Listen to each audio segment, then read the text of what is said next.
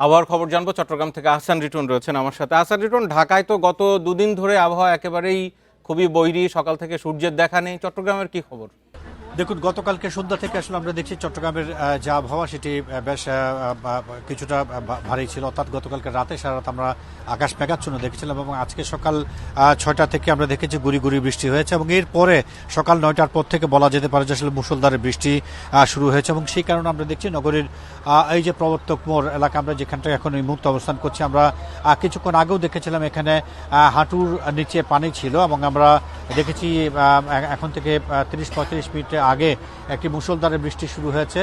একেবারে আজকে যে সকালবেলা, কিছুক্ষণ আগে এই সকালবেলাকে আসলে সন্ধ্যা মনে হচ্ছিল, অর্থাৎ আকাশ এতটাই কালো হয়ে গেছে এবং তারপর আমরা দেখছি আসলে মুষলধারে বৃষ্টি শুরু হয়েছে এবং আমরা দেখছি এই বৃষ্টির তোরে এই যে প্রবর্তক মোড় সহ অন্যান্য যে সমস্ত এলাকায় চট্টগ্রামে পানি জমে, সেই সমস্ত জায়গায় এতদিন আসলে পানি ছিল না।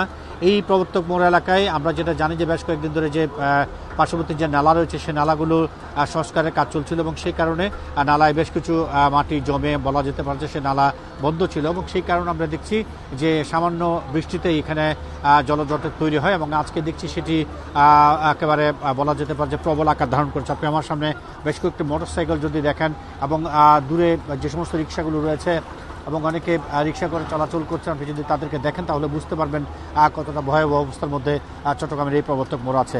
এবং আমরা ইতিমধ্যে জেনেছি নগরীর 2 নম্বর গেট জিএসএ মোড় সহ বেশ কিছু এলাকায় ইতিমধ্যে পানি উঠে গেছে এবং সেটি কিছুটা সেই এলাকাগুলো কিছুটা সহনীয় পর্যায়ে থাকলেও প্রবর্তক মোড়ের অবস্থা একেবারে কঠিন। আমরা দেখছি যে বিভিন্ন স্কুল কলেজগামী শিক্ষার্থীরা তারা একেবারে কোমর সমান পানি ডিঙিয়ে তারপর তারা নিজ নিজ গন্তব্যে যাচ্ছে। আপনি দেখতে পাচ্ছেন যে একটি রিক্সা করে একটা দম্পতি তারা আসলে রিক্সার যে বসার যে সিট সেটির উপর দাঁড়িয়ে কোনোভাবে তারা আসলে গন্তব্যে ফেরার চেষ্টা করছেন। আমরা দেখেছি এই যে প্রবর্তক মোড় এলাকার আশপাশে হচ্ছে চট্টগ্রাম মেডিকেল কলেজ হাসপাতাল সহ অসংখ্য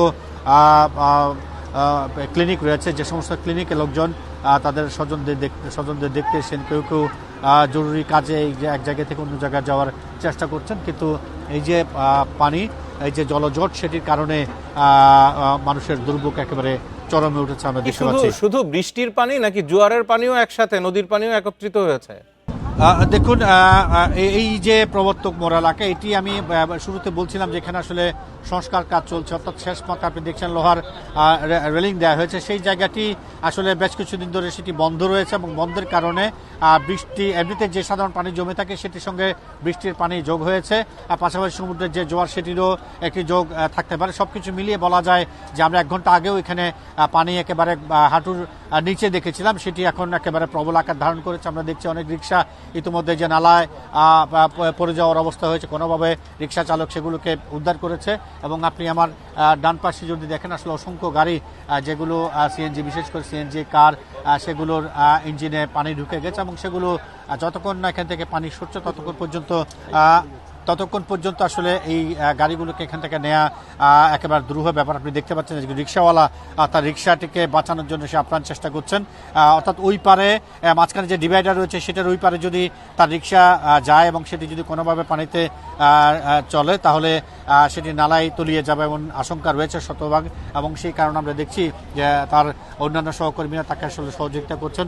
আপনি দেখতে পাচ্ছেন মেডিকেল কলেজের যে পশ্চিম যে গেটটি রয়েছে সেই গেট দিয়ে জীবনের ঝুঁকি নিয়ে, অর্থাৎ জীবনের ঝুঁকি বলতে আমি যেটি বোঝাচ্ছি সেটা হচ্ছে পানি উঠেছে এবং নালা নর্দমার পানি যে সেটি আসলে প্রচণ্ড ব্যাগ এবং সেই কারণে যে কোনো মুহূর্তে যে কোনো কেউ পানিতে তলিয়ে যাওয়ার একটি আশঙ্কা রয়েছে এবং সেই কারণেই এখানে আসলে বারবার যারা এলাকায় বাসী রয়েছেন তারা আসলে শিক্ষার্থীদেরকে এবং পথচারীদেরকে নানাভাবে বলছেন কোথায় গর্ত আছে, কোন দিকে রাস্তাঘাট ভাঙা আছে, সেই বিষয়গুলো পরামর্শ দিচ্ছেন এবং পারতপক্ষে কেউ যাতে এই মুহূর্তে পানিতে না নামেন সেই পরামর্শ দিচ্ছে। কিন্তু আমরা দেখছি যেহেতু আমি বারবার বলছিলাম যেটি হাসপাতাল এলাকা, মানুষ আসলে জীবনের প্রয়োজনে যেমন বেরিয়েছে ঠিক একইভাবে হাসপাতালে যারা ভর্তি রয়েছেন তাদের স্বজনরা কিংবা এখানে কোথাও ম্যানহোলের মুখ খোলা বা ড্রেনের মুখ খোলা নেই তো? চট্টগ্রামে তো কয়েকদিন পর পর ড্রেনে পড়ে এরকম মৃত্যুর খবর আমরা পাই।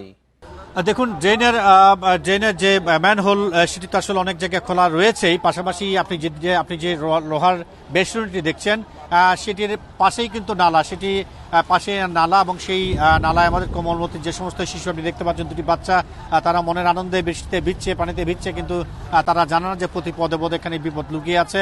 এবং ম্যানহোল নির্দিষ্ট করে বলা আমি ঠিক বলতে পারছি না, তবে আমার সামনে যে মোটরসাইকেলের পাশে যে নালা রয়েছে সে নালার উপরে স্ল্যাব নেই।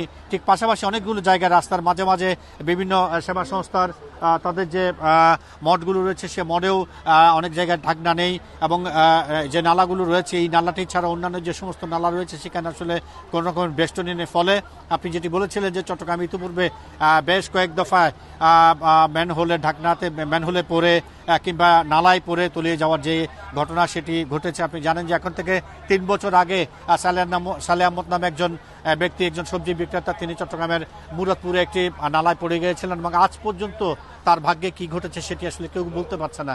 এরপর আমরা দেখেছি দফায় দফায় কলেজ শিক্ষার্থী ছাড়াও অনেকে নালায় পড়েছে এবং তারা মারা গেছেন। আজকেও সেরকম যাতে কিছু না হয়, এবং জলাবদ্ধ হওয়ায় রাস্তাঘাট ডুবে থাকায় সেই ঝুঁকি আরো বেড়েছে। আপনাকে ধন্যবাদ জানাচ্ছিলেন চট্টগ্রামের দুর্বিষহ অবস্থার কথা।